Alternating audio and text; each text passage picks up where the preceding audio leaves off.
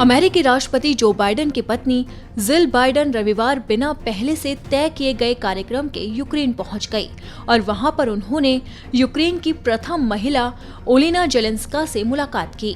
दोनों देशों के राष्ट्रपतियों की पत्नियों की यह मुलाकात शरणार्थियों के बच्चों के लिए पश्चिमी यूक्रेन के ऊझो रोड शहर में बने स्कूल में हुई। यूक्रेन के समर्थन में घोषित यात्रा कार्यक्रम के पहले जिल बाइडेन ने रोमानिया और स्लोवाकिया का दौरा किया था। एक खबर के मुताबिक फरवरी में रूसी हमले के बाद जेलेंस्का पहली बार नजर आई।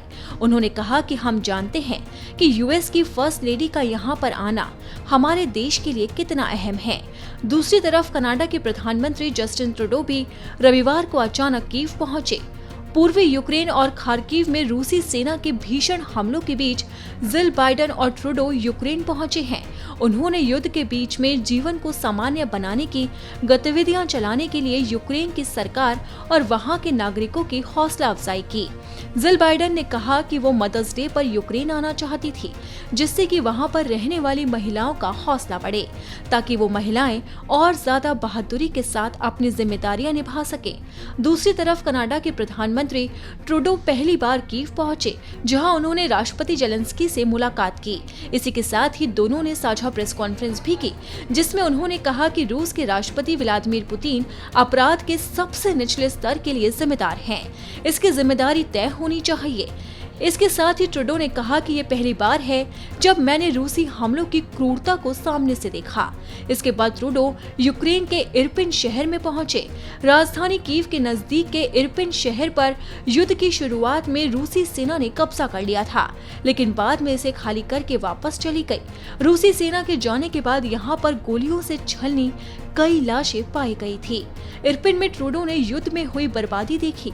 इस दौरान उनके साथ इरपिन के मेयर ओलेक्जेंडर भी थे। आपको बता दें कि राजधानी कीव में रूसी हमले कम होने के बाद विदेशी नेताओं के दौरे का सिलसिला जारी है। कनाडाई पीएम से पहले क्रोएशिया के प्रधानमंत्री लेडी प्लेनकोविक और जर्मन सांसद की प्रेसिडेंट बारवेल बेस ने भी कीव पहुंचकर जेलेंस्की से मुलाकात की।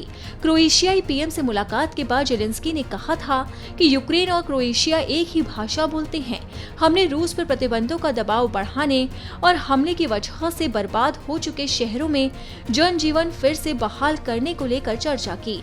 साथ ही यूरोपियन यूनियन में यूक्रेन की एंट्री पर भी बात की।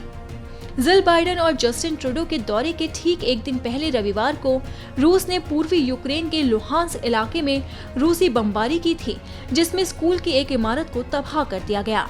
वहीं इस हमले में 60 लोगों के मारे जाने की खबर सामने आई। इसी के साथ ही कई लोग घायल भी हुए। ऐसे हालात में वर्ल्ड लीडर्स का ये दौरा काफी अहम माना जा रहा है।